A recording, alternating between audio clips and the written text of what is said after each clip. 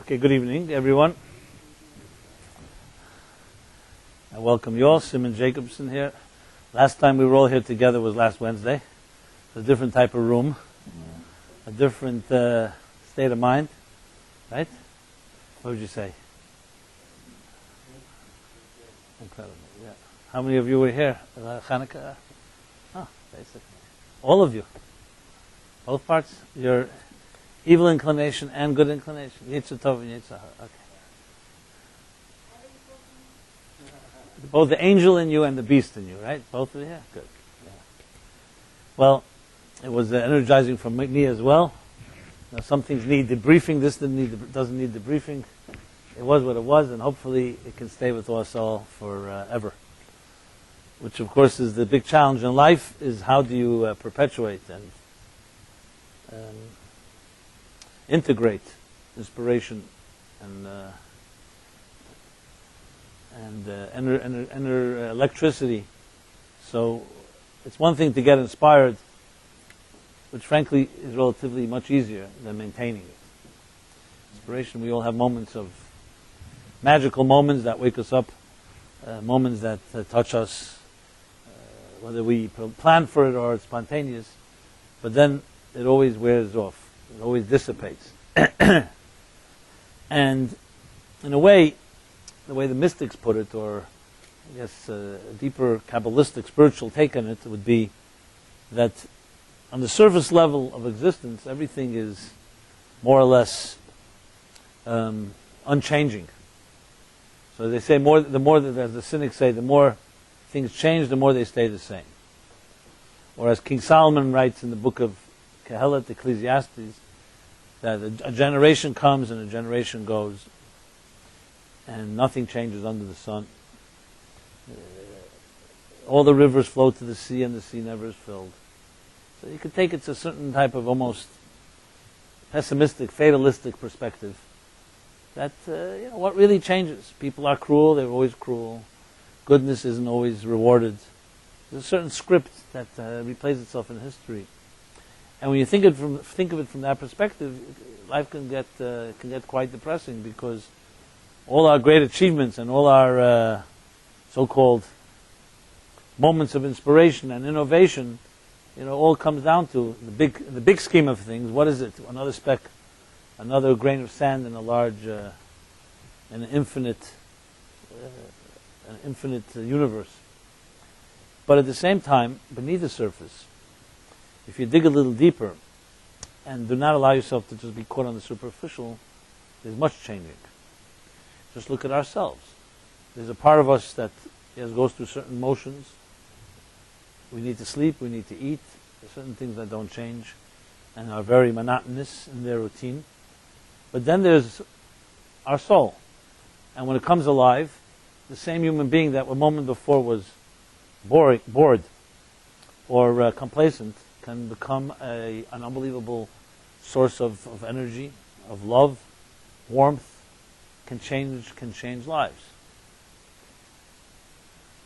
Sometimes the things that are most acutely appreciated when you look at them under a magnifying glass. So where do you see this magnified? You see it magnified in children's lives.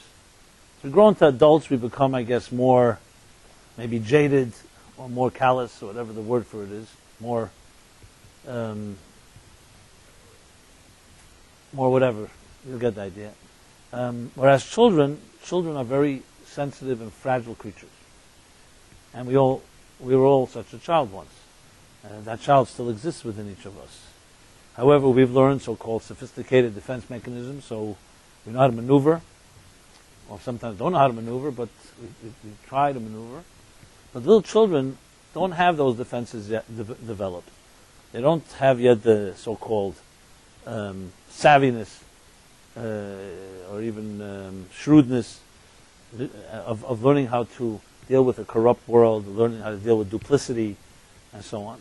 So children are extremely, extremely vulnerable, and therefore every experience that we have as children remains an indelible experience. So one little thing can happen to you as a child, and forever changes you. It can happen to an adult as well, but adults it's much rarer, because we have our protection, and we don't let things affect us quite the same way. But children, if their parents in any way hurt them, or say something to them, it's not just a small thing, and tomorrow's a new day. These things have major impact. And of course, on the positive end, parents that provide love and nurturing, unconditional, forever changes who you are. Just this morning we were talking on the phone about how parents shape us. Parents are like foundations. You don't see them. They're under the building. But you sure see them when something shifts, because everything rests on the foundation. And parents are part of who we are, for good or for bad. If we had healthy and loving parents, it's the difference between life and death. And God forbid if you had abusive or dysfunctional parents, it's also it shapes the rest of your life. What you're secure in, your fears, your choices, the ability to commit. It's all impacted by those early years, formative years, when children are essentially impacted by the real interactions. My point being is that children, you really see the underlying drama where things are constantly changing. That's why children don't have such a thing called, you never see bored children. As soon as children get bored, they're already downhill. They're turning into adults. Look at a newborn child. They're not bored. They're exploring everything. They're running from one thing to everything is exciting. From a lamp to a wire to a leg everything. So you could say, okay, they're learning it for the first time. No, but there's more than that. It's not just that once you get used to existence, you're not excited by it. Children have a certain, instinct of looking for the forces that are working. They're not looking for, they don't see things in inanimate ways. As we get older, we start dying, basically. As we die, things become slower. And as things become slower, things become more frozen, and therefore more monotonous. Children, nothing is monotonous. Everything is exciting. Until, as I said, they learn from the adults around them that it's not so exciting. In a strange way, television or other visual stimulation as a child is not internal stimulation, actually helps numb a child. Because you're not letting the child really experience it itself. The child's experiencing it through the tube. And then the television becomes your so-called, that's what's called being alive, watching others be alive. Anyway, why am I saying all of this? It's, an introduction and also a segue from Hanukkah, from our experience here, and overall to realize that we're all in the same boat. So there's nothing to be depressed about, to know that there is a conflict and there's a difficulty of traveling from the outer to the inner. On the outer level, things are more or less inanimate. On the inner level, everything is alive and buzzing. One of the great, fascinating revelations of quantum mechanics, for instance, without even getting into the actual mathematics of the physics of it, just the concept that there's no such thing of something that is inanimate. Everything is alive. So we could leave this room and this table sits here, and we think there's nothing going on. There's much going on, except we can't see it. Just like when you look at the surface of the sea, of the ocean, without cameras or going beneath the water, you'd never know what's going on underwater. And to imagine that beneath the water there's more life than there is even on Earth. More species, more volcanoes, more earthquakes, more changes, to the point that we still don't even know all those species. Not to say life on Earth is in any way less exciting, but it's all beneath the surface. You look at it from the outside, especially once we've industrialized the world. And every time you drive over a bridge or you just walk on the pavement in Manhattan, you have to think to yourself, the world was once not this. All this is a cover over grass and earth and birds and sky, and we've transformed it. In many ways, it's fascinating how humans have so-called tamed the elements and created structures. But in a strange way, we lost touch with what is natural. So we leave a little room in New York City for a tree to grow between the concrete. Once upon a time, it was the other way around. Trees didn't leave room for anything. They left maybe a little room for something to get. So it's not about demonizing or in any way, God forbid, reactionary attitude to changing the world back to what it was. It's about not getting trapped in so-called our innovations and our creations and our technologies. So as I said, physics, and the same thing in medicine. What is beautiful and so elegant about it is that you realize that what you see on the surface, you look at a finger, you look at a cell, it's not what you see. It's never, what you see is not what you get. What you see is the naked eye. Magnify it. Enter inside. And it's like a whole, it's a whole ecosystem, a whole microorganism at work with life forces and so on. Which on a personal, psychological level, it means, can we tap into that? Can you create a channel from your outer life to your inner life, where when you're bored or complacent or not excited, can you draw from the inner energies that are constantly alive within into your outer life? That really is the ultimate challenge of life. It's what all the great mystics and thinkers always looked for. You know, in a way, when we say the word mitzvah, the word mitzvah doesn't just mean commandment, which is the conventional translation. Commandment is, as I said, monotonous, boring. Who's interested in the commandment? Who's interested in being commanded altogether? However, if you know that the root of the Hebrew word mitzvah is connection, think of the difference between commandment and connection. Connection changes everything. Connection. Oh, what am I connecting to? We all want to be connected, whether it's by phones or by Blackberries or internet or networking. Connections. You build your whole life to have connections. You got a Rolodex of names that you can connect with. And every time we make a connection, it feels good. You know, the sense of idea of two things connecting. And then they connect to a third thing. It's a type of connected. That's what a mitzvah is. It's about connection. But a connection ultimately between what and what? Between the outer surface of the inanimate to the inner life that is alive and kicking and full of energy. So yes, music, drumming, even didgeridoos and other things have a tendency to touch that place inside of you. You can be in a most despondent mood. Someone starts playing a song or music, unless you're very stubborn and just don't want to react. But naturally, music is a voice, is a language that enters. And it enters a place in you that's a little wilder or a little more alive. So though words or just plain silence won't stimulate that part of you, music will stimulate your soul. And then suddenly, whether you know it or not, you may be singing to the song, to the tune. You may be tapping your leg to the tune, dancing, etc., etc. It's a natural inclination that music suddenly brings out something that is there inside of you but has been dormant and now comes alive. As I said, the challenge is how do you maintain that? It may be interesting for you to know that real mystics and real spiritual people are always dancing and singing. If they're doing it literally, then they look weird. But they're dancing and singing even if we don't see it, because inside of them there's a certain sparkle and a certain energy that's constantly rejuvenating itself. And when you speak to them, you feel it. You can sense a sign. When you sense that someone's alive, and they make you feel alive, optimistic, always looking toward possibilities. As old as they always have a sense of adventure and a sense of abandon even. And that is really someone who's like connected to the soul, and like think of the soul as a reservoir of energy, and if you access it all the time, it's constantly emerging and constantly manifesting in life. So this is somewhat of a challenge. In that context, let me go to the theme of our discussion, which struck me was really why I decided to discuss this topic: power of words. Is that like a jingle from above?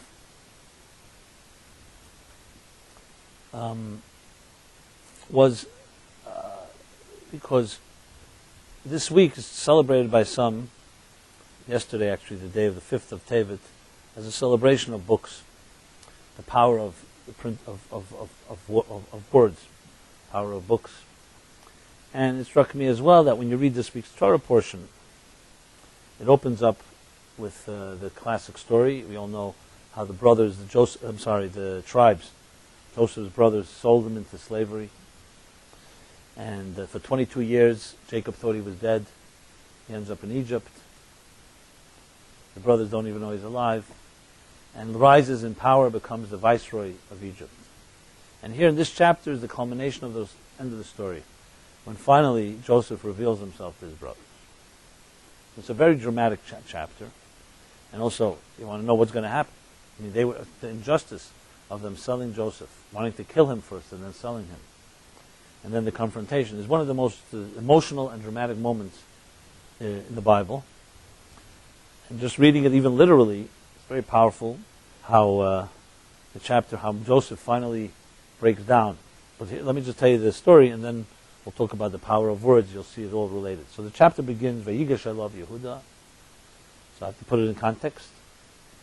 Those of you familiar with the biblical story will know what I'm saying. If not, I'll introduce you to the story briefly. As I said, the brothers sold Joseph into Egypt, and he ends up in Egypt. First he's in prison, but then due to the fact that he was able to interpret the dreams of Pharaoh, he rises in rank, and ultimately becomes the viceroy, the second in command, who really becomes turns Egypt into a superpower due to the great famine that happened then. So grain became the commodity of the time. Whoever had the grain had the power. All the nations and all the countries, including Israel, all had to come to Egypt to buy grain. And Joseph, in his ingenuity, understood that during the famine, the only nation that stocked up enough grain for the times they stocked up in times of plenty for the times of famine. I guess you can learn some economic lessons from this too, right? Economic lessons of how to plan for the future, and think not just about yourself, but think ahead. Because I always was wondered what was so brilliant about it. I mean, he interpreted the dream, the two dreams. Pharaoh had two dreams about the thin cows, the fat cows, the thin stalks, the fat ones.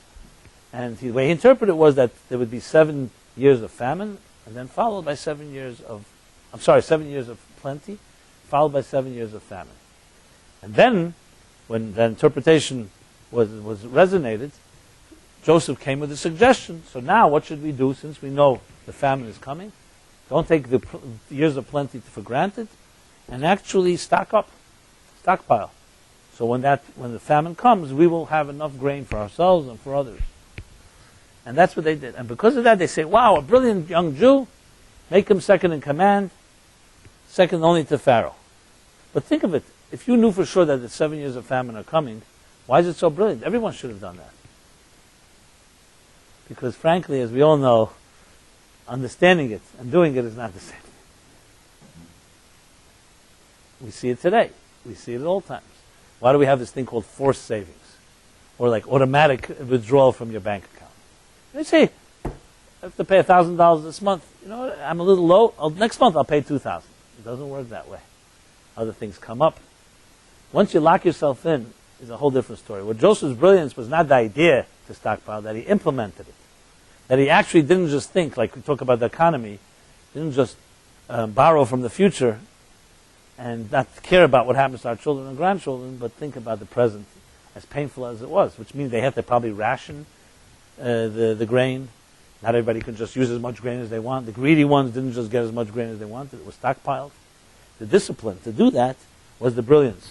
And he fulfilled it, and Egypt became a superpower as a result. So there are many lessons in that, personal lessons, economic lessons, I guess, psychological lessons. And how many things are we saying, I'll push off till tomorrow, and then tomorrow never comes. Or tomorrow comes and there's another tomorrow. Tomorrow is forever, as they say. Anybody has that issue? Well, I do. So you need deadlines. You need these forced situations, almost like ridiculous imposition just to make you do it. Because procrastination has its own ingenuity and so on. So, to continue the story, the famine ends up becoming a big blessing in disguise. Jacob then sends his children from Israel to go buy grain in Egypt. Joseph recognizes his brothers. And in a very complex and mysterious and in a bizarre way, he has a whole plot how to get all his brothers, because they didn't bring his youngest brother, which was his natural brother, meaning also from his mother's side, Benjamin. So he imprisons Shimon, and a whole thing, and they finally get Benjamin down to them. Which Jacob was very reluctant of sending his youngest son, because he said, I already lost one son. Remember, Rachel and Jacob only had 2 children, Joseph and Benjamin. The other children were from Leah and from the two concubines that he had. So he's very reluctant. So Yehuda tells Jacob, I personally guarantee Benjamin's life.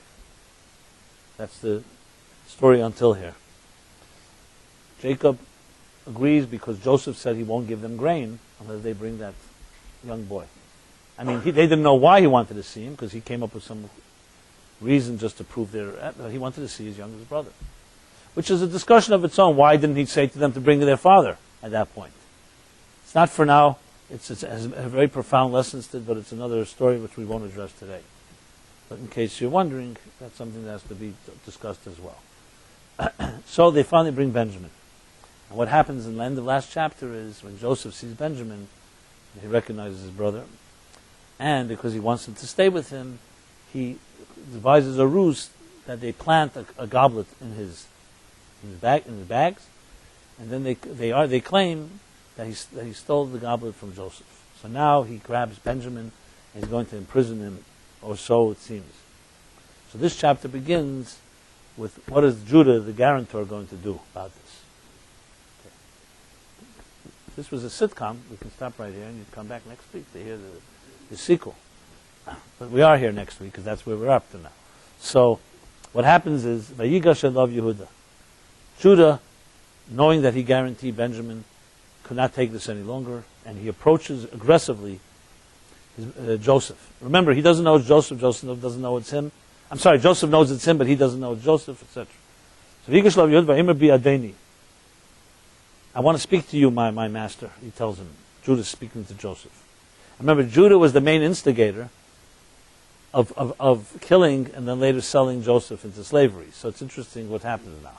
Now Judah is coming to him and says to him, I want to speak to you, my master. Your servant will speak to you. And please don't be angry.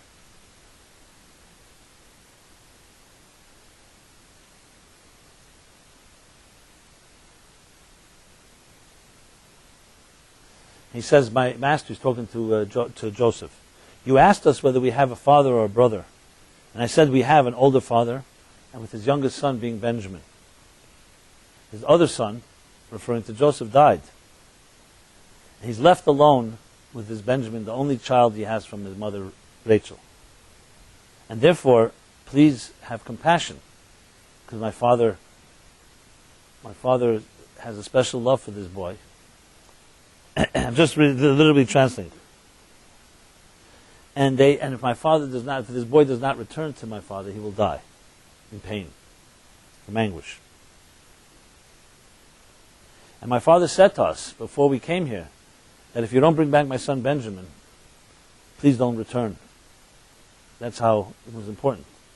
So I said that I will take upon myself the guarantor. I will be the guarantor for Benjamin. And then he continues to say to Joseph, so if you want to take out something, if you have something to take out on us, instead of taking Benjamin, take me, because I guaranteed his life. And he continues to talk about this responsibility that he has for this boy, for Benjamin. I just want to sum up. As Joseph was listening to this, obviously he was unable to control himself at some point because it was so moving to him. First of all, this was his brother, his youngest brother, Benjamin. And here Judah is ready to die for his own brother. And they're talking about Joseph. And that, so the Torah continues and says, this is how the Torah puts it.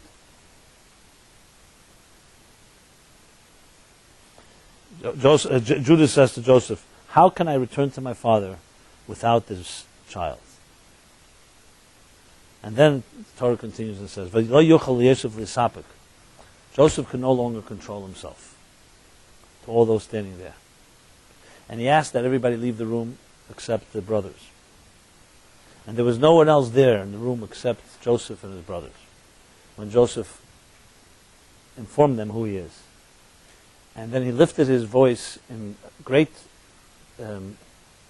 tears, great weeping, to the point that the whole area, the whole community was able to hear it. That's how loud he cried.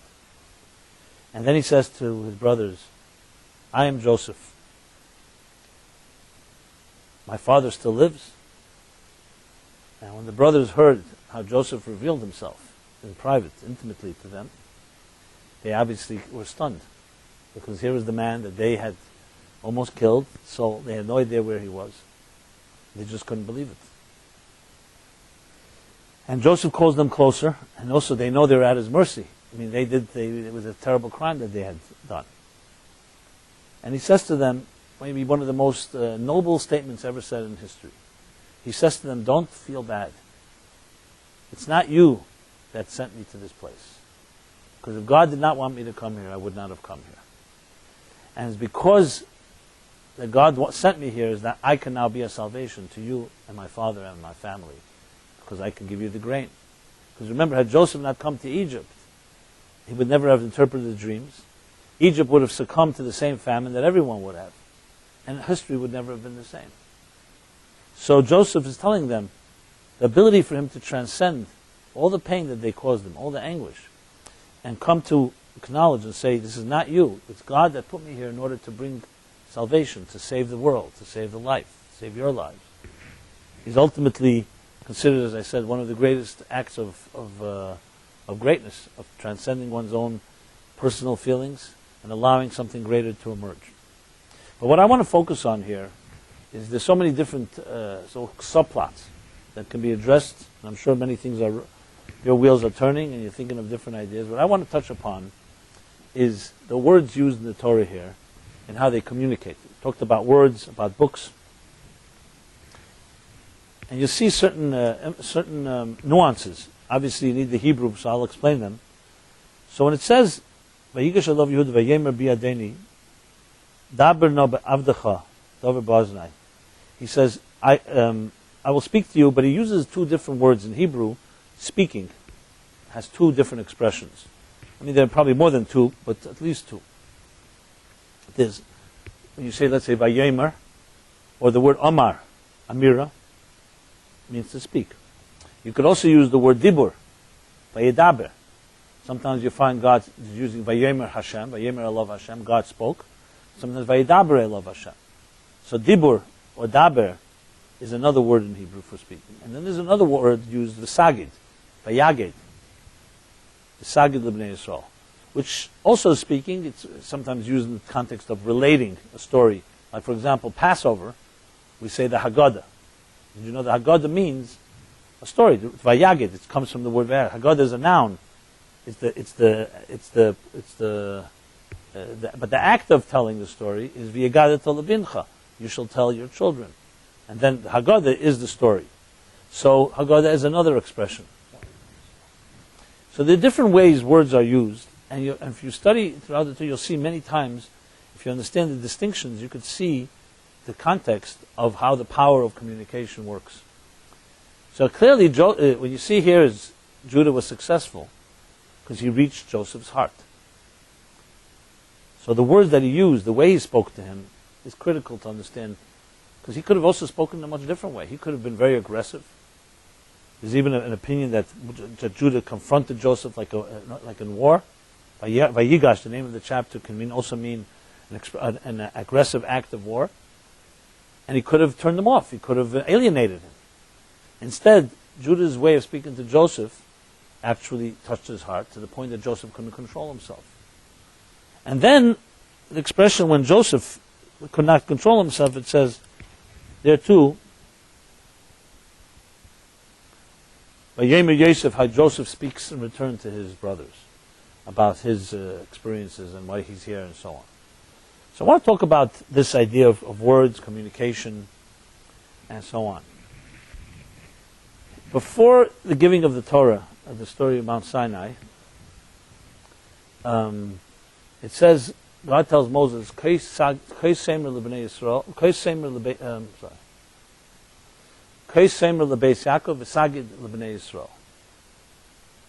so in Hebrew, sometimes words can be interchangeable. But when you use the same two different expressions in the same verse, you understand there's a distinction. So what I said before, Amira and Dibur, the two different ways. So if I said God spoke, that can be many different forms. But if you use the same two in the same verse, two different expressions, clearly there's two different nuances there. So Rashi and the commentaries explain that these two expressions, Semer and Sagid, is the difference between speaking gently and speaking harshly. There actually, God tells Moses, when you speak to the women, speak to them gently. When you speak to the men, speak to them harshly. And one of the explanations given for it is, also the order, is because when God told Adam and Eve not to eat from the tree of knowledge, God spoke to Adam. And Adam reported what he heard to Eve. And then the serpent came and did manipulate them both. So it says in Medrash, an interesting Medrash, is kind of humorous, and I guess the women here will like it. About the men, I don't know. So God said, look, when I spoke to Adam, the man, told him what not to do, and he told his wife, it didn't end up working out. This time I'm going to speak to the women directly, basically suggesting that men were not, women, when she heard it from Adam, she said, oh, you must have not heard it right, or something like that. So God said, I'll speak to the women directly. And this time by Mount Sinai, and this time hopefully they'll keep it. And they'll also make sure the men keep it. So it's interesting, what is the difference between gentle communication and harsh? And why would you speak to women more gently than you speak to men? I mean, men also have a feminine side. Men are also sensitive creatures, you know. I guess it's, it's very romantic that a man can cry, right? Type of idea? No, you don't like that? No. Okay, because you're Spartak. They conditioned you.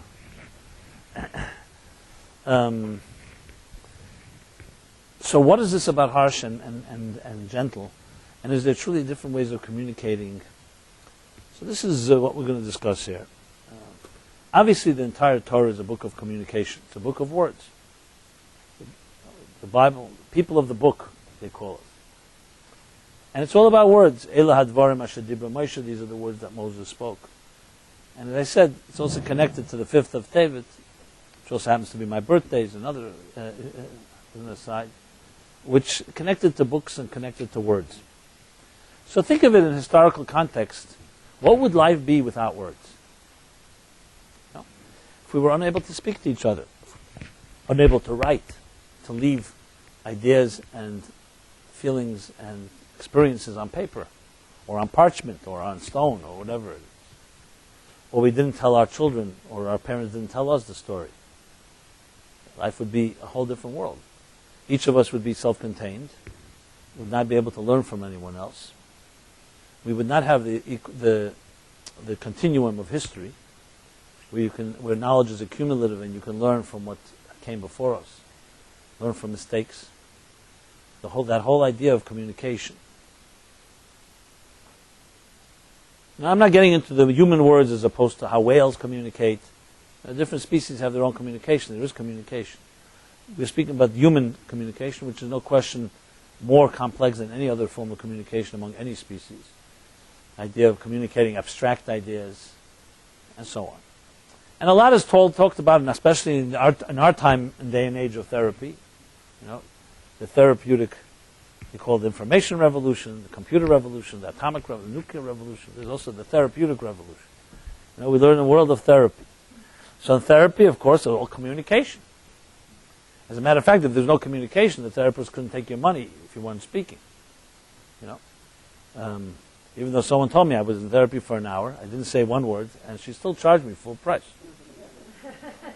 Because it's not the words, it's the time. You know, you could have stayed silent in your home. You decided to do it on the couch of your therapist, it's going to cost you. You know, so though actually in the Talmud is an interesting expression that says mila besela and shtika betrei. No?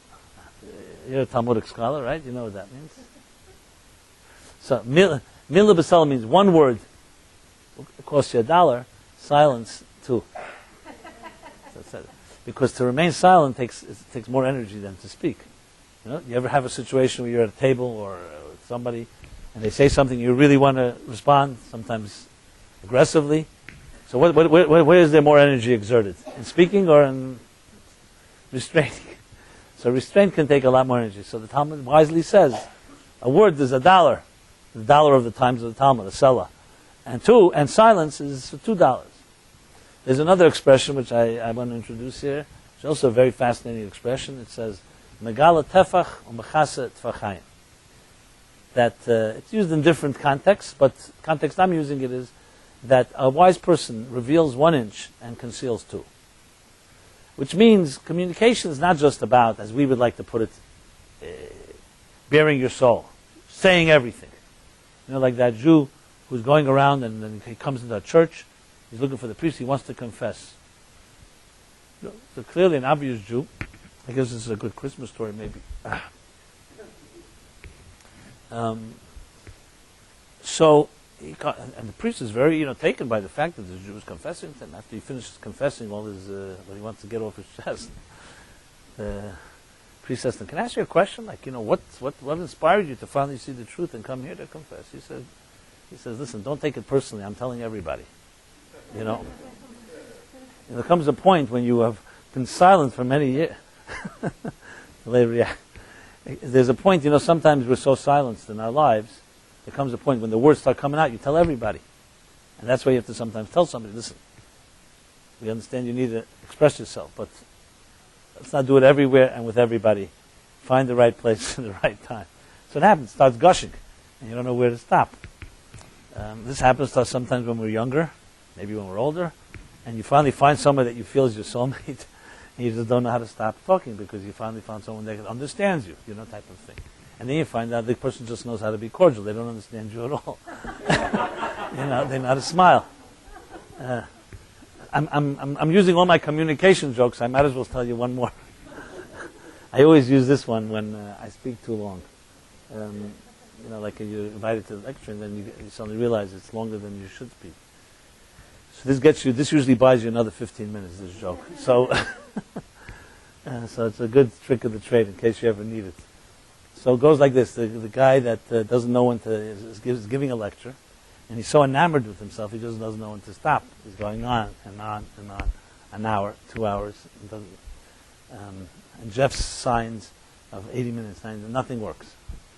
And finally, some people in the crowd, that's it, their patience has been taxed, and they just start leaving. So around half the crowd leaves. So him in his arrogant mind says to himself, the people that left don't really appreciate me. The ones that stayed, they must really appreciate me. So he went into even deeper discussion to now to talk to people who really get him. Okay, well, another hour passes, another half of the crowd. As you can imagine, as the night wears on, it's already 1, 2 in the morning, and very few people left. And the more that leave, the more he feels the people that are staying are there because they really get him. Finally, there's only one guy left. He's looking at him and he says, finally found it. And he whispers to himself, "I finally found someone that really can appreciate my brilliance. Nobody ever had to, really wanted to hear me. Here's the guy." And he starts going on. And the guy, finally he goes over to him and says to him, "So, did you really appreciate, I see you're still here. Everybody left. It's 3 o'clock in the morning. It's been 6 hours." He says, "No, I'm the next speaker." Don't take it personally, So this buys you another 15 minutes if you're going too long. So communication is an interesting concept. As I said today, very often, and for good reason, we have been silenced. Often in unhealthy homes, or impatient parents, or judgmental ones, silence us. Often this is most acutely recognized or experienced in the religious homes, because religion, an unhealthy expression of it, silences people. You can't ask questions. It's irreverent. It's blasphemous. You'll be punished, etc. God will strike you. Silence.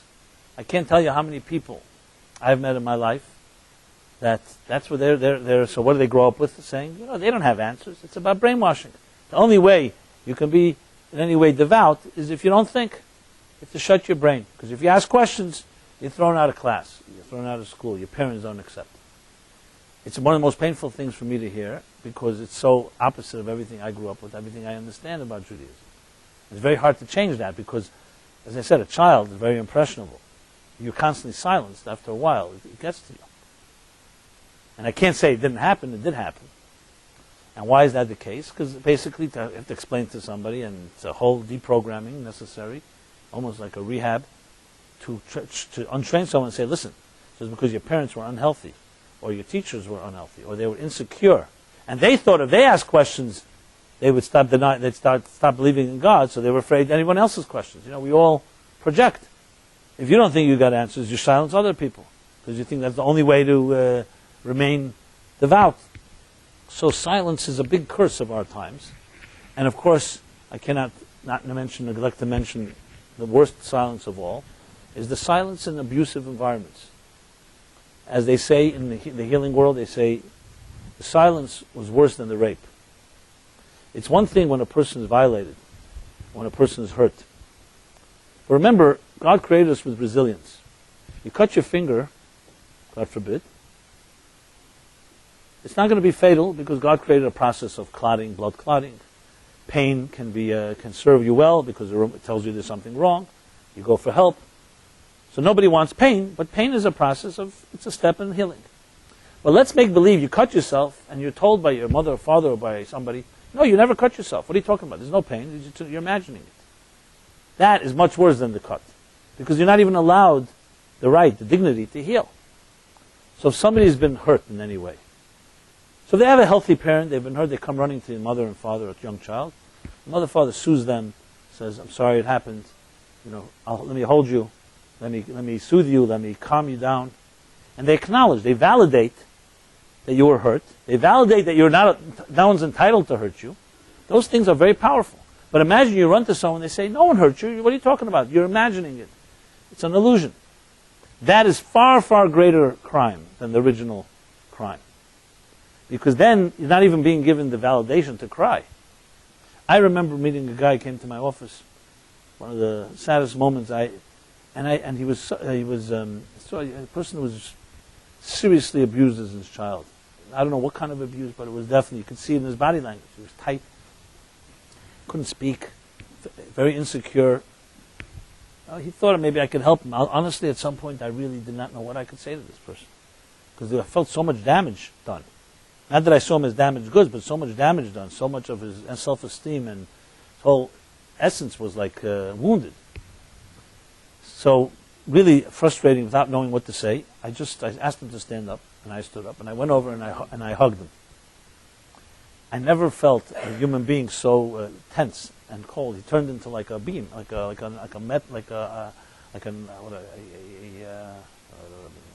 losing my words, like a tight iron beam. He's so tight. Every nerve, every fiber in him tightened up. And I realized he hasn't been hugged in his life. So he doesn't even know what it means. And it's like threatening to him. I spoke a little to him, but I realized that this man needs a lot of love. He needs someone to acknowledge him, and it wouldn't happen overnight. And then I asked him this question. I said to him, you ever cry? And he said to me, I have not cried. I don't remember ever crying. Maybe the last time I cried, he said, was when my father told me only babies cry. And I don't want to see you ever crying again. And how old were you? Well, definitely under 6 years old.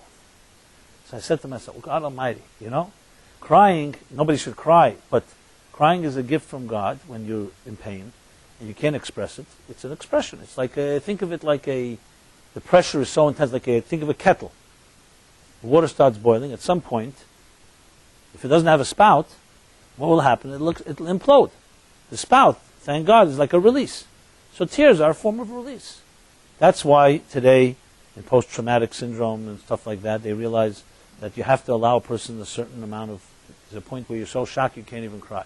But then there's a point where you have to let a person just be. And that's extremely healthy. They don't cry when they have to cry. Later, it's very, very difficult to recreate that moment. And I said to myself, and I told him as well, I said, you need to have the permission to know you're allowed to cry. And then he didn't start crying, but I saw he was like touched by it. He couldn't even bring himself to cry. And I said to him, and then he said to me, I'm afraid to cry because if I start crying, I don't think I'll ever stop after everything that happened to me. I still know him. I'm not saying he's healed. He's far from there.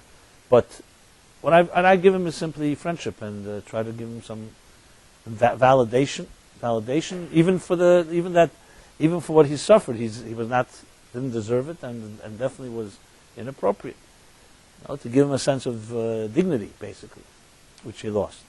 So there's what we call is a cancer of silence in this world. And therefore, that's why there's so much emphasis today, because of so much silence, of breaking the silence, as they call it. In 12-step programs and all healing, that always begins, you have to break the silence. And that's going to be the hardest part. Because you just don't have the courage, you don't think anyone will understand you, you think you'll be beat up. What does a child think if I'm going to tell the secret? I'll be punished. That's why, as odd as it sounds to us adults, we tell children, something happens to you inappropriately, speak about it. Yet they don't do that. Why? Because something, if an adult threatens them, if you say anything, they fear death. They fear something that's not rational necessarily. Adult knows otherwise. But children are children. They have a different type of mindset. So we have today the need to break the silence. There's no question about it. But at the same time, there's also the other extreme. Where, as I said with that guy, he's telling everybody. There's a point where you also have to know when to speak, as King Solomon says, and when to be quiet. And that really is the real challenge in life of communication. Then there's the other side of things. People who have the gift of gab. The gift of gab, right? They know how to speak about everything. In every situation, they have something to say. But they say nothing, if you really think about it. That's the real truth. For example, criminals can't afford silence. You meet a criminal in the street, I don't just mean a physical criminal. A person who's guilty about something, he always has to say something. Why? Because they feel awkward if there's nothing being said. It's only the person that feels peace with themselves that is able to just be. You sit in the, can you just sit across the table with me and let's not just look at each other. We won't talk. So if you have something you're guilty about, it's very hard to do because maybe your eye contact, someone will catch your eye. So speaking becomes a way of, deflecting and let's talk about this, let's talk about that. And I've met people that are brilliant. They speak things you think they're talking about their intimate selves. I just met a woman who's the 10th victim of this guy that just knows how to seduce everybody. It's an unbelievable communicator, and he makes you feel like you're the most special person. You feel like real love is coming from him, and all that thing. I happen to know who it is. No names here, so no lashon hara. Why? You met this guy? Okay, good. And it's so real at the moment. Now this guy is himself pretty damaged, and a lot of psychological problems. He's learned that's one of his tools of how he survived. But unfortunately, he's turning everybody else into victims. So you can have people who talk a lot. How would Oscar Wilde say that people are speaking more and more about less and less, or writing more and more about less and less. That's the times we live in. And there are people with just a few words can change your whole life, because what they're saying is really sincere. Now, it's not an easy thing to always recognize, especially if you're vulnerable or you're needy or something like that. You never know what's coming. So all this is part of the equation when we talk about communication and words. Well, let me share a few. As they say, have the cure of a disease is knowing. So a lot of what I said, even though is the problem, you'll see is also part of the solution. And it's about us as well. It's a great exercise to figure out, when's the last time you had a real communication with somebody? You really spoke to someone heart to heart. Not such an easy thing to find in this world, because we live in a world of commodities and negotiations. Usually we're speaking to people we want something, or they want something. So it's not just a completely natural communication, it's maneuvered somewhat.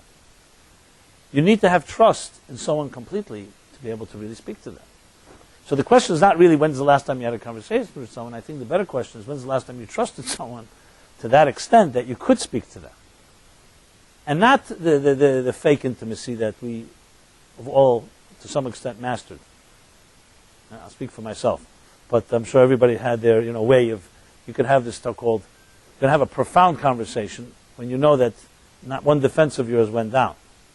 So I remember reading, so everyone knows that, of course, the big book was Men from Mars, Women from Venus.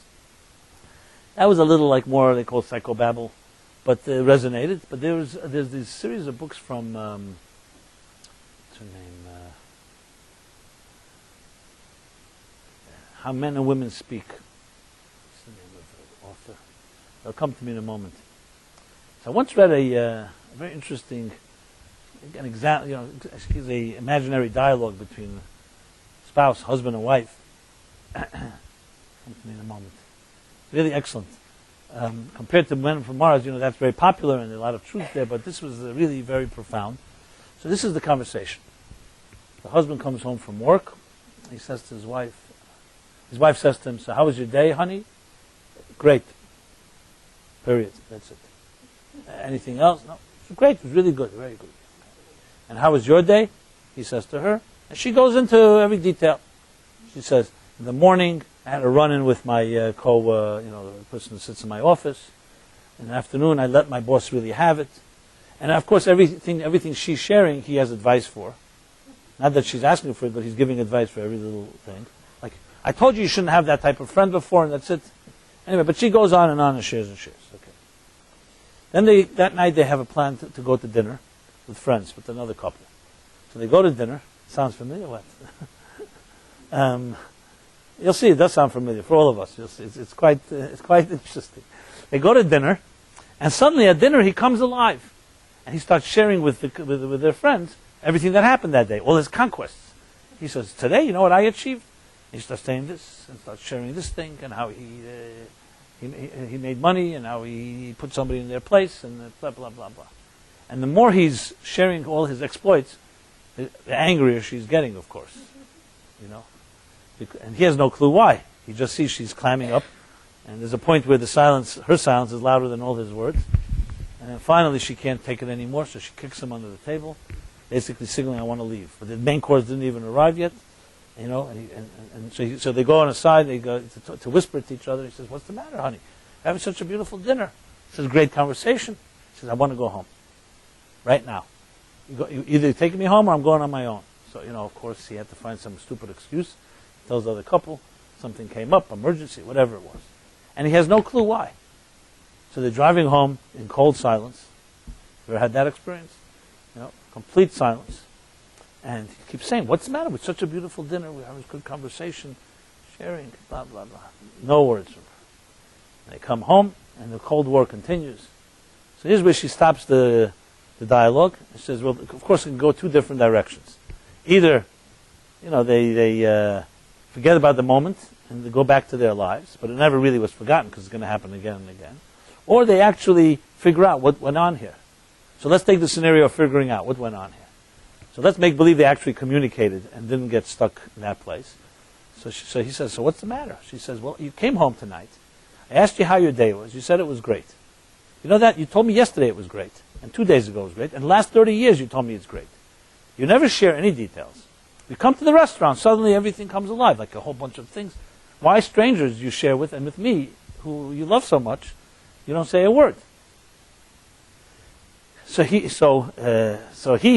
because they're having a communication, will answer, "Look, because I love you. I don't need to tell you about all these details and stupid details of my life. To them, I want to impress them. You know, I carry on. With you, the fact that we went out to dinner is what's important to me. I don't really care what we talk about." So, on the other hand, she is communicating every detail about her life to him.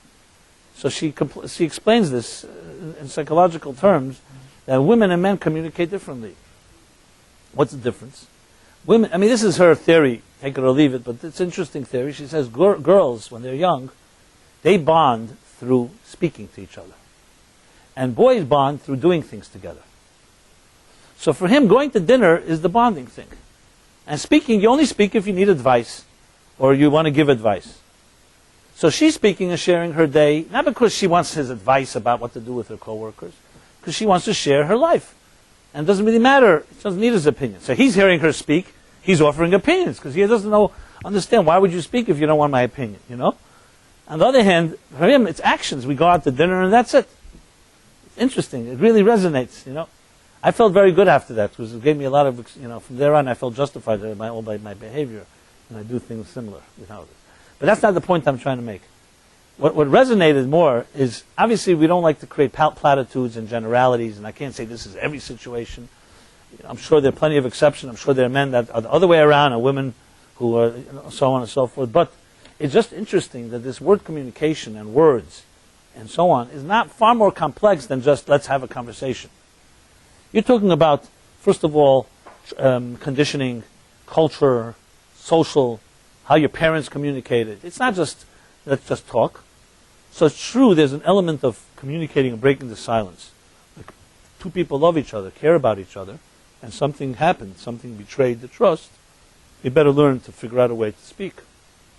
And as difficult as it is, the person has to open up and share. Why people don't share usually is because they don't feel the person is going to accept it. They're going to give excuses, and they're not going to really hear what you have to say. They'll say, no, it didn't happen, you didn't get it right. You know, that's the first thing you usually hear when you open up. If you're a little vulnerable with someone, everyone's right away protective. No, I didn't mean that. You're the problem, basically, they want to tell you. So the ability to listen is also connected to this whole communication thing. What is most powerful when Judah speaks to Joseph here is the interesting thing. He didn't know it was his brother. But he did know that he took upon himself an oath, a promise to his father, that he would protect Benjamin by all costs, and he would give his life for it. It really didn't even matter what the way he worded it. That was his feeling. And that's something Joseph simply could not control, could not respond, how could he not respond to that? Is the heartful cry of a person who's speaking from his heart, which is the concept of words from the heart enter the heart. And words that come out of come out of the mouth enter one ear and go out the other. You have this all the time. Listen, we listen to people on television, radio, classes, programs, lectures, seminars. So sometimes you're interested in the topic, so you don't really care how arrogant or how insincere the speaker is. No, giving you real estate tips, fine, who cares what's the guy. But they're talking about soulful matters, personal matters, that really talk about life and the human drama. These things big time. An arrogant person who speaks about how not to be arrogant, it's an interesting phenomenon. There are people, for example, that know how to they say the right thing the wrong way. Like they spoke to you about humility, but in the most unhumble way. Is it unhumble? Is that the right word? Not humble. So words from the heart that enter the heart really means that you're able to go inside yourself and share an experience from within you. It's not about you giving someone else advice. It's not about telling them the way they should do it. It's sharing. It's a sharing thing. So in the Torah, when you find the different ways words are used, you find the different ways words are expressed, yes, there's sometimes harsh words and sometimes gentle words. Even the harsh words that God says to Moses, speak to the men with harsh terms, he didn't mean harsh in the sense of turning them off or being aggressive. He meant that the masculine part sometimes is very tough or wants to be tough, and you have to be tough with them. You can't just speak gently because they may not get the message. And the feminine dimension in all of us, in men and women, is resonates with her more, something that's more nurturing. So communication requires both things. Let's say you're dealing with a confrontational situation. The question is, how kind should you be? Forgiving, yielding, and when should you be tough? It's not a simple matter. They say sometimes the expression is, show the stick but don't use it. Because sometimes when people don't feel their consequences, they don't feel that their actions are going to be accountable for their actions, they can do things that are very reckless and very disturbing. So you need to have the ability to be able to, what they call good cop, bad cop, the carrot, the rod, all the different metaphors we have. So it's a question of a balance. As any parent knows, for instance, and this is every educator, anyone you care for, your child comes home from school, did something really bad, whatever it may be. So you'll find three types of attitudes. And this, again, is not just a child, it's really attitudes with any one of us. One attitude is, it can't be my child's fault, it's always somebody else's fault. It's the teacher's fault, the principal's fault, the other parents, the other children, and so on. That's one approach. Then there's parents, the other extreme, where it's always their child's fault, and they discipline and become angry and then over-discipline, and actually demoralize the child, make the child feel like garbage. And unfortunately, what I just described is usually, most situations go one extreme or the next. Either completely forgiving or overlooking any problems. I'm talking about something serious. I'm not talking about a little thing your child did, we all overlook. No discipline at all, and blaming everybody else. Or the other extreme, complete discipline. So in Kabbalistic thought, as you all know, especially if you follow the Omer book, Chesed Gvura, there's the Chesed Gvura balance, that's called. What is Chesed Gvura? Chesed is love, Gvura is discipline. It's like fire and water. In a real loving situation, there's no such thing as love without discipline and discipline without love. The key is the balance between the two. For example, when it rains, so that's a blessing, right? Rain brings water, it moisturizes, it waters the fields, and that water makes things grow. God forbid when there's a drought, no water, there's no crops, and that can create a famine. But then there's the other extreme. As the Talmud says, that there was a great famine, drought in Israel, And who's it? Amago? I think so. He prayed for rain, not just the circle story. And his prayers were so successful, it started pouring, flooding the fields. So he had to come with a second prayer, the Talmud says in the tractate in Tainus. A second prayer, he says, Reiv Teva Eini Mechel L'Kabel. Too much good we cannot contain. And his second prayer was that the rain should come down in raindrops. So here, look at raindrops and you have the perfect balance. It has to rain, you need the water. But if it comes down in buckets, it will flood the fields. If it comes down in raindrops, it's moderated to the point where each drop can be absorbed before the next drop falls. This is the secret to all communication. When you teach, you're trying to teach ideas and concepts that are beyond the student. I mean, all good concepts are beyond the student before they study them. So that's the perfect measure of how much to say and how much not to say. As I said before, a word is $1, silence is 2. Reveal 1 inch and conceal 2. It's not concealing just to conceal. It's because you're measuring and recognizing that the student, the person who's studying, or the child, or the recipient, needs the raindrops, needs time to absorb it. And if you pour it on too fast, instead of, it'll be as bad as a drought, because instead of nothing, you'll get too much and it floods the person, overwhelms them. So in the case of the child that came home and did that trouble, what's the ultimate approach? The one that requires most effort. It's easy to just ignore all the problems and blame someone else. It's also easy just to be a disciplinarian and just blame the child and punish them and punish. The harder dimension is to be like raindrops, where a parent takes the time and patience to convey to the child that I love you to the depths of my heart. And what you did today is not, I see you as a bad person, but what you did is unacceptable. Because I love you so much, you didn't live up to those expectations. Your soul is capable of so much more. In other words, you describe the negative, but you describe it in a context of an expectation, of love. And the difference is critical. Why? Because the first approach of just discipline can demoralize the child, and it doesn't motivate them. The second one may make them feel bad, but you're not destroying their morale. You're not demoralizing them. You're not here to destroy who they are and validate the person. Like one of the Rebbes says when he was a little child, he did something. I don't know what exactly it was. Relative to him, it must have been something inappropriate. So his father, who never touched him, came over and just touched his cheek. Touched. Not talking about a slap. Just touched his cheek. You know, that's not right to do. But that was not the main thing. Later, he saw his father standing in a corner, privately crying.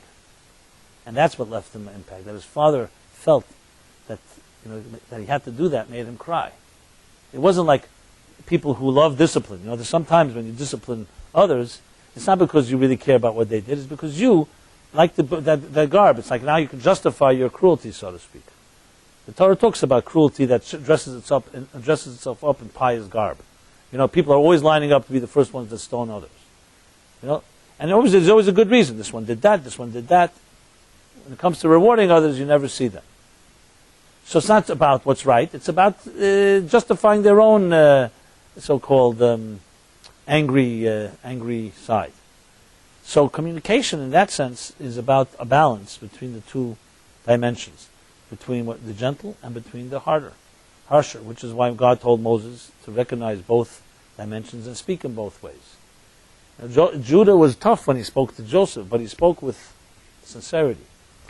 And when he spoke with sincerity, it tore open Joseph's heart. He could not resist, and he burst out into tears when he heard such sincerity. Throughout the words of the Torah, you'll find the different ways words are used.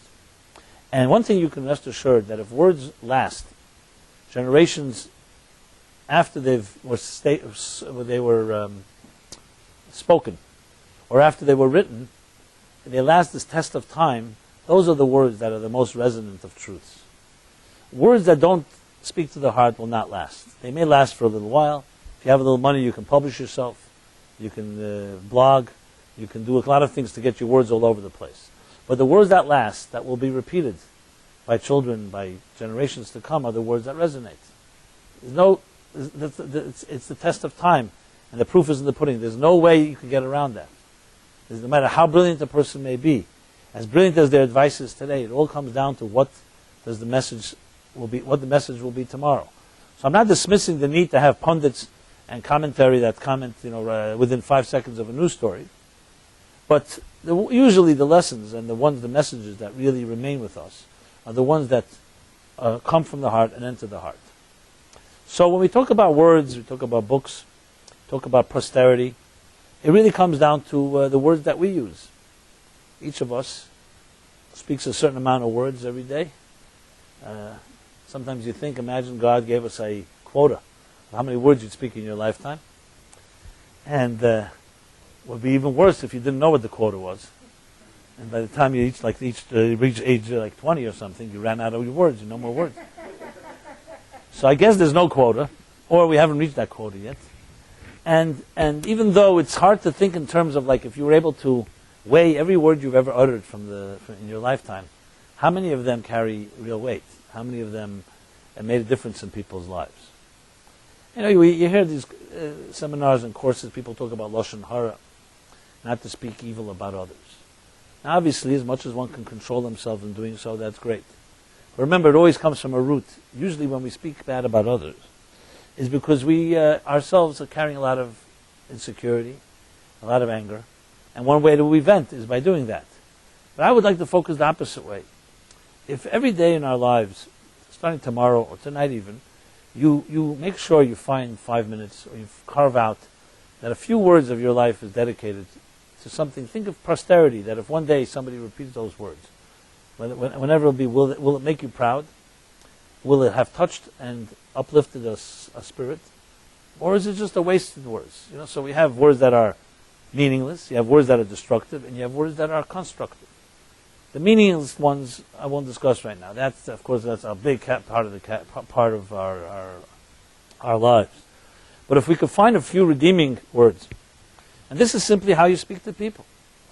I know myself at times, you could wake up on the wrong side, you're not in a great mood, and someone calls you, and often they could hear it, or you could hear it. You take it out of the first person who calls you that day, for no reason. And sometimes you apologize, sometimes you don't. The point I'm making here is that if you focus on it, and I've tried this sometimes, try to find one person you speak to that day and say something, break your so-called tendency or routine, and try to say something against your mood that is very positive. You can't imagine what kind of a healing impact that has. Because firstly, it shows you you're capable of rising above your own moods.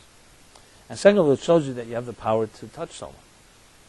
Thank God I've been blessed in my life that I speak and I hopefully listen to many people. And I find it as a gift when you're dealing with the empathy of sensitive to the human condition. That we have a lot of pain in this world. Each of us has our own baggage. Every day you can hear about other troubles people have. Some troubles are very serious and real. Some are self-made. Some we make worse than they are. We become our own worst enemy. But regardless, there's plenty of pain in this world. And as I said, whether I was blessed this way or I made the choice, I'm not really sure, but maybe a combination of the two, I feel like a certain responsibility. I say it because I think each of us can feel responsible. Unfortunately, we grow up in a time where many of us are we always think the problem is somewhere else. You're the victim. You didn't cause it. It's someone else that caused it. I'm not even getting into whether that's correct or not. But the question is, are you part of the solution? And many people are observant Jews, meaning observing others. That's what I mean. And observe and wait for something to happen. What I want to suggest this evening is maybe a little different approach to take control. Not everything, to do it cold turkey and just take control of everything in your life. We know that's almost an impossible thing. But there are parts of our lives that we can take control, and one of them is the way we speak to people. Even the people we choose to speak to. And that is a big part of our issues. I think often we have these self-fulfilling doomsday prophecies in a sense. When you feel bad about things, you usually hang around people that reinforce your thoughts. And the other way around is also true.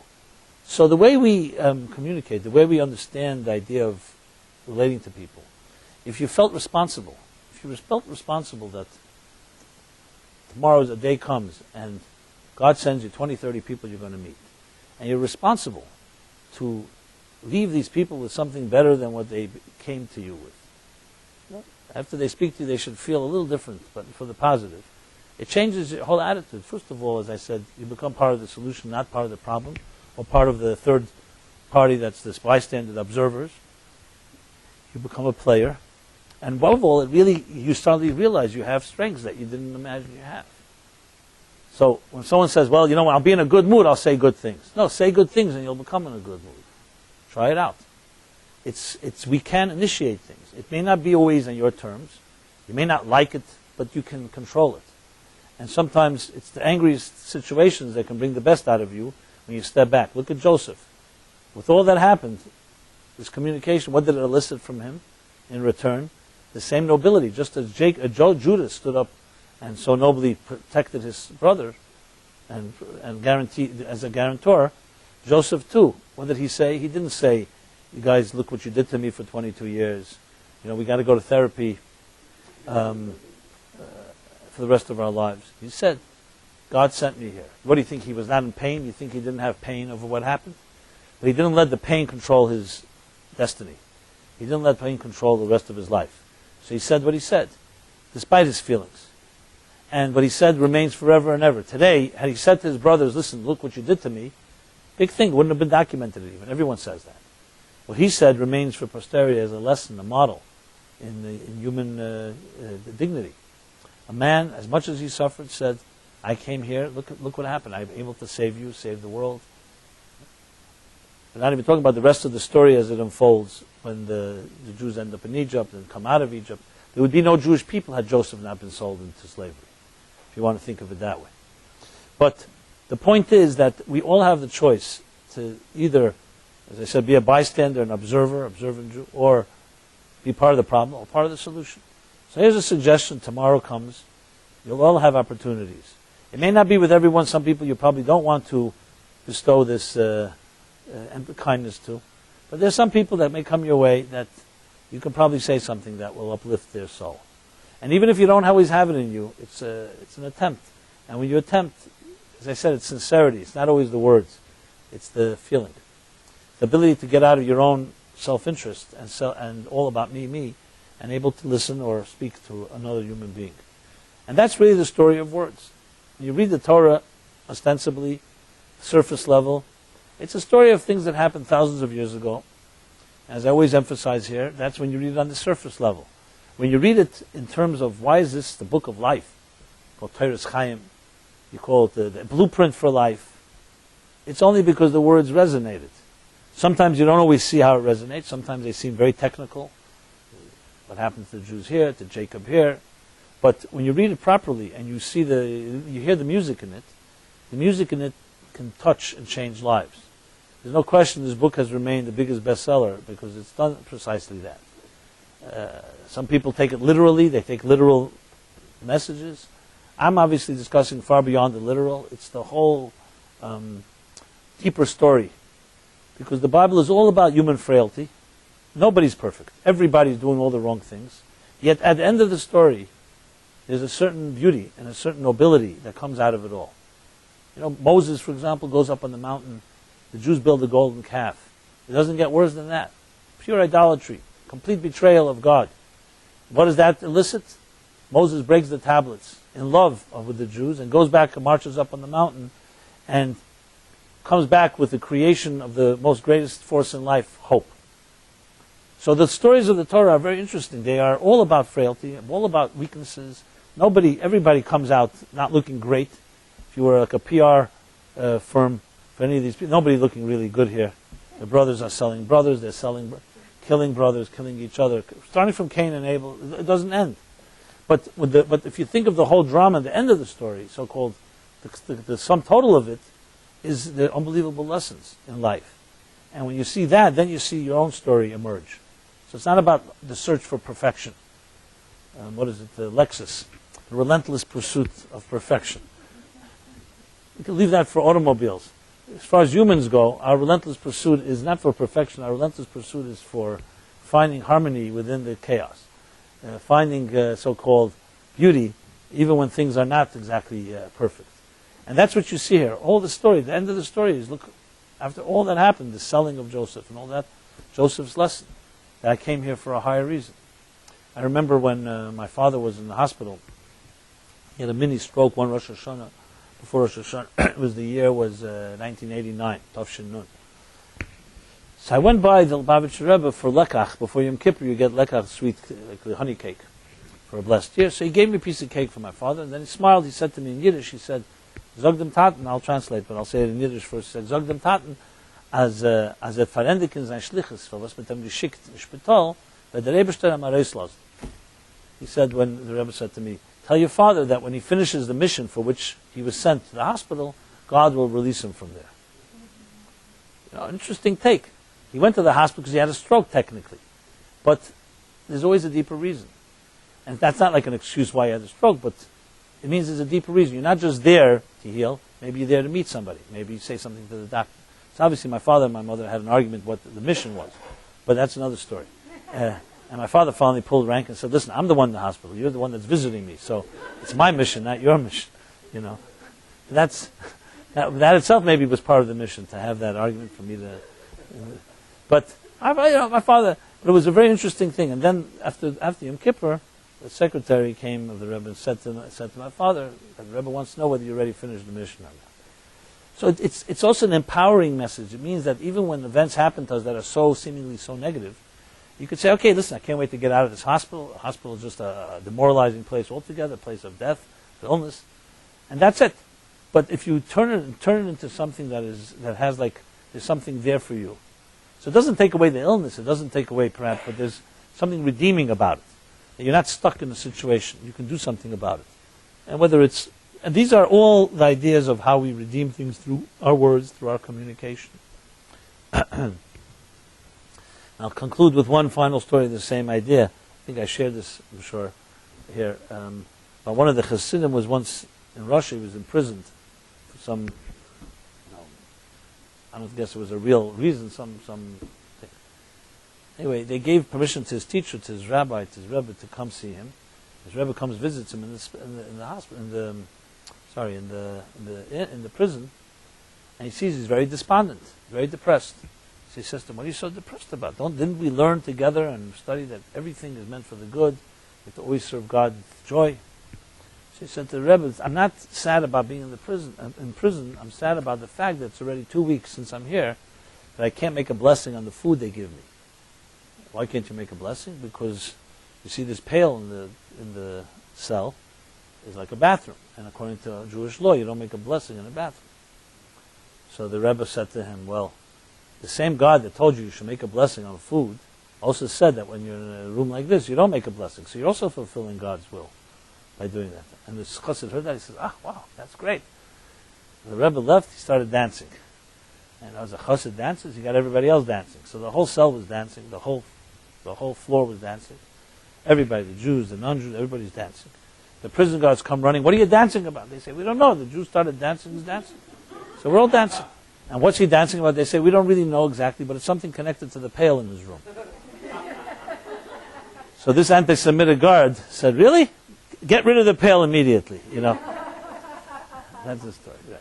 So, turning a story of like the negative into a positive. Right? So may we all use our words judiciously.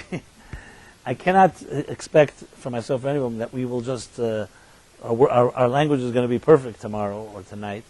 But we could expect that at least a few moments or a few opportunities, think about that. Think about the power of words. Think about the power of posterity. And obviously I speak personally as well because God blessed me with a little gift with words. I speak, I write, which also has its own downside. As they say, by Jews they say that everybody can be redeemed except speakers and writers. Because, you hear something inspirational, it usually touches you and you do something about it. When it comes to a speaker or a writer, you hear something inspirational, you say it's great material for my next lecture or article. So you deflect it, So it's its own challenge, but I really believe that writing or speaking or communicating is not purely technical. It's not. You see people who've gone to college and gone to writing school and PhDs in writing, and they necessarily touch you when they write. They may have the composition of the sentences right, and it's like grammatically perfect. It doesn't necessarily speak to your heart, because that can be taught in school. On the other hand, you have people who didn't go to school, and some say writing is actually something school undermines, not helps. It may teach you technique, but it doesn't teach you to be creative necessarily. That debate will rage on, and I'm sure there'll be many articles about that too, both ways. So let it rage. I guess there's pros and cons. It's not there's no perfect answer. But I do believe that writing, I see people who are successful in writing who are not necessarily schooled in it. It's often how much they read and how much they listen well. And they absorb words. They see how words are used. And when you do that well, it teaches you how to do the same. You emulate it. It's not like you're copying what you read, but you just see different types of communication. And when you hear people speak, you register way phrases are expressed, how ideas are communicated. You learn things. You're always learning.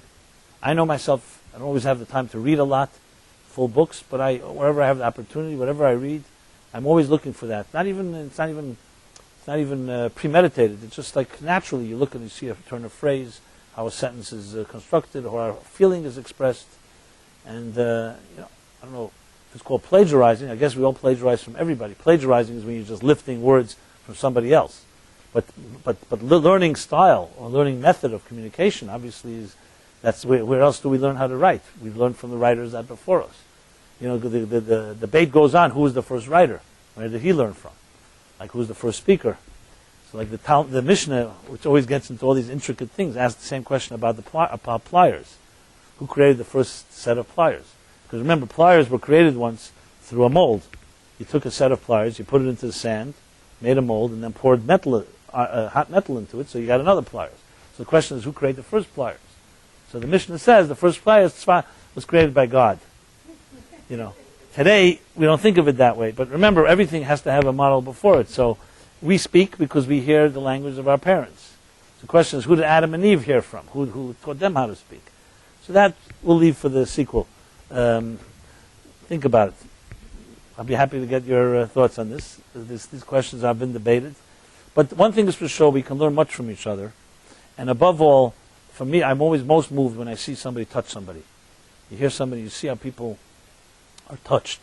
Because that's more than just words. It's soul and heart. And where the words become more than just tools, they become really containers for feelings. It's like expressing the inexpressible. Even though it sounds contradictory, paradoxical, it's not the case. Because when we're using words, what we're doing is conveying something that is beyond words from within. When someone sincerely says, I love you, we all know that it's much deeper than the words, I love you. And one I love you is not like another. When you hear it from someone that loves you and it's coming from the heart, it's the words that convey it, but the feeling and what you feel as a result from it and the feelings that are coming to you from it are far beyond those technical words. And then there are people who, of course, use the words and don't mean it. But the same is true with almost all real words. The ones that lift us is when it comes from a deeper place. When you share your own vulnerabilities, like when someone comes to you and shares a problem in their lives. Not that you try to say, I have another problem similar, but when you're able to relate to it and say, let me share with you something I went through. That is a whole different way of looking at it. First of all, it's a certain validation. It's not like, I'm the big wise one, I don't have any problems, you're coming to me, I'll solve all your problems. The person sees, you are human like they are, you've struggled. There's nothing greater than learning from people who've been where you were before you, which is one of the powers of the 12-step programs, where you see people who suffer, maybe not exactly like you, but you see that they've been there, they've survived, they've come out stronger. There's something about humans relating to humans in that way that is extremely powerful in that communication, which in a way is what Judah did. He spoke from his heart. He didn't become technical. He told Joseph exactly the way it was, why I'm here. I'm here to guarantee my brother's life. And my father will not live. He was very heartfelt. He was talking to an Egyptian. For all he knew, Joseph had no soul. Was heartless. But he touched him. So may we all have words that touch. And may also words that touch. And may we also be receptive to words that touch us. Words that come from the heart, enter the heart. Thank you very much. And I want to say that the class is dedicated in honor of Refuah Shlema, speedy healing to Moshe Chaim ben Chana, and just anyone else that needs healing, as well as a blessing for everybody in all ways, whether it's parnasa, which is a abundant income in these sometimes trying times, and shidduchim, of course, soulmates. Anybody needs a soulmate? Yeah? Okay.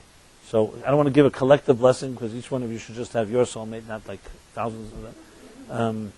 And appreciate the one that God sends you and comes your way. So just to maybe make some technical announcements. So tonight I'm here this class. And next week I won't be here because I'm traveling to England for a conference, a Limwood conference there from Thursday to Thursday. But we will have a class, and I believe it's not yet finalized, but we'll send out the email, maybe a combo between Philip and my brother, and my son. So the class will be here, and both of them together are better than me. So I hope there's a bigger turnout than this. But I will be back the following week, which means 2 weeks. Tomorrow night, Philip is giving his class at 7 o'clock here. What else can I say? Meaningful Life Center is here for you, and hopefully you're there for it. We're all partners in trying to touch us all and touch each other, and use our words, our thoughts, and our actions in ways that bring a little more light into the world. So good night, everybody.